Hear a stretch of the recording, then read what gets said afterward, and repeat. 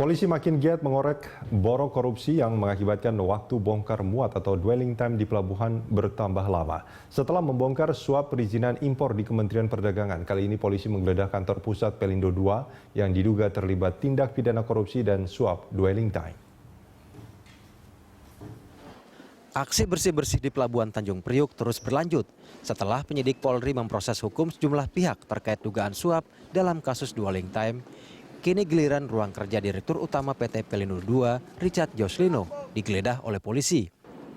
Penggeledahan dipimpin langsung oleh Kabareskrim Mabes Polri, Komjen Pol Budi Waseso, dan Direktur Tindak Pidana Ekonomi Khusus, Brigadir Jenderal Victor Simanjuntak. Terkait dugaan tindak pidana pencucian uang dalam pengadaan 10 unit alat bongkar muat pelabuhan atau mobil kren yang dibeli PT Pelindo II pada tahun 2013.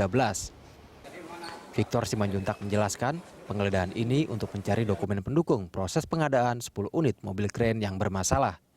Sebab sampai saat ini pengadaan kren untuk 8 pelabuhan itu belum berfungsi alias mangkrak. Dulu mobile kren sejak 2013 setelah pengadaan itu sampai sekarang belum digunakan. Karena ternyata mobile kren itu tidak juga dibutuhkan. Jadi sejak perencanaan itu sudah tidak benar, sehingga mobile crane itu tidak membantu atau tidak memberikan keuntungan di dalam melancarkan pelaksanaan pembongkaran barang di pelabuhan. Namun langkah penggerbekan itu membuat Dirut PT Pelindo II Erjalino meradang. Lantaran sebelum penggeledahan dilakukan, dirinya tidak pernah diperiksa atau dipanggil. Kepada Menteri PPN Kepala Bappenas Sofyan Djalil. Lewat sambungan telepon, Lino mendesak Sofyan segera melapor ke Presiden Joko Widodo untuk menyelesaikan persoalan yang menyeret PT Pelindo. Lino mengancam mundur jika tidak secepatnya diselesaikan. Pak, dan saya bilang tadi, kalau cara seperti ini saya berhenti besok. Nggak bisa negeri kayak gini, Pak. Nggak, saya tadi telepon Pak Luhut, kemudian lagi ada di sana. Bukan Kapolda, Pak, dari Baris Polri.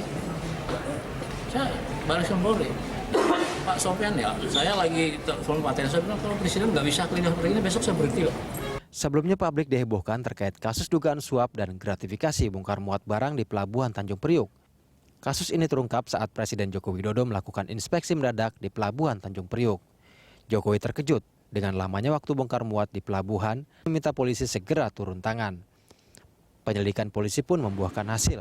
Tak lama kemudian, tim Satgasus Polda Metro Jaya menahan 5 orang tersangka dari Kementerian Perdagangan dan seorang importir terkait suap perizinan impor di Pelabuhan Tanjung Priuk.